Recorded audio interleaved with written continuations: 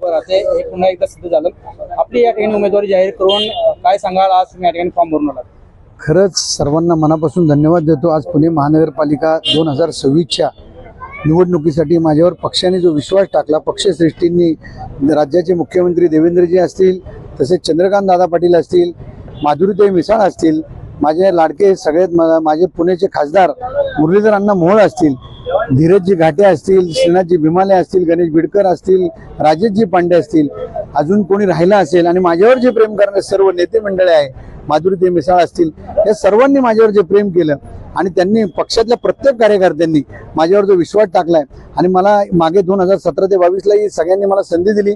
Bharatiya Janata party हीच मी माझं देव मानतो आणि त्या पक्षाचं काम करायची इतकी अतोनात श्रद्धा आणि इच्छा घेऊन मी काम करत आलोय.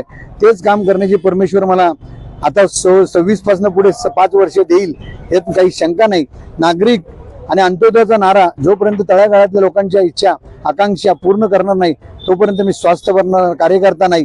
पक्षश्रेष्ठींनी जो माझ्यावर विश्वास टाकलाय, सर्व नेत्यांनी माझ्यावर जो विश्वास टाकलाय, चुकून कोणाचं नाव घेणार असेल तर मला क्षमा असावी, पण ज्या ज्या नेत्यांनी माझ्यावर विश्वास टाकलेला आहे, पक्षाने माझ्यावर पूर्णपणे विश्वास टाकलेला आहे, तो कुठेही मी त्याला तडा लागून देणार नाही. आणि मला सार्थ अभिमान आहे की पक्षाची जी जी कामं असतील आणि नागरिकांची जी जी कामं असतील ती 100% पूर्ण करण्याचा मानस घेऊन मी परत रणांगणात उतरलोय. 100% असंच काम करत आहे. धन्यवाद.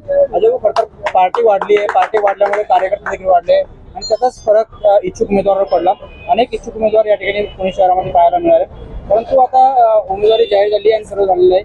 जे काही कोणाची नाराजी झाली असेल, काय सांगाले कार्यकर्ता म्हणून भाजपचा जे काही नाराजी? कसं असतं, मी सुद्धा एक कार्यकर्ताच आहे. ज्या वेळेस आपण बघतो की ज्याला त्याला वाटत असतं की मी 10 वर्ष काम करतोय, 5 वर्ष काम करतोय, मला संधी मिळाली पाहिजे.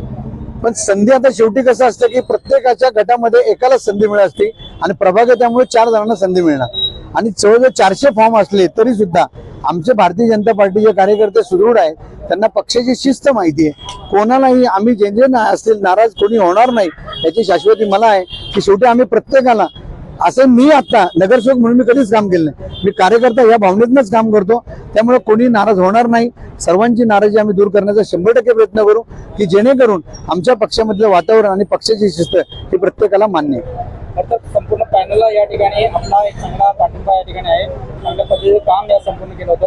येणाऱ्या महानगरपालिकेत देखील जो काही 16 तारखेचा निकाल असेल त्याच्याकडे तुम्ही कसं बघता?